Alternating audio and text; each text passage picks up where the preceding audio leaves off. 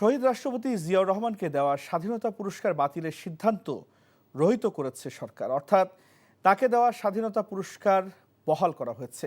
2003 সালে তাকে এই পুরস্কার দেওয়া হয়েছিল। অন্যদিকে এবছর 7 বিশিষ্টজনকে স্বাধীনতা পুরস্কারের জন্য মনোনীত করেছে সরকার।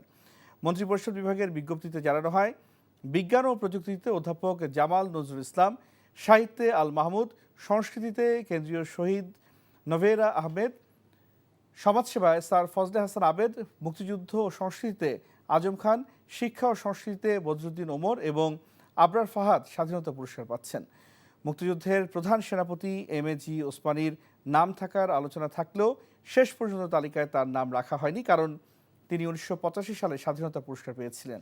দ্বিতীয়বার কাউকে স্বাধীনতা পুরস্কার দেওয়ার নজির নেই। এই ঈদে জামা জুতো অ্যাক্সেসরিজের ডিসকাউন্ট।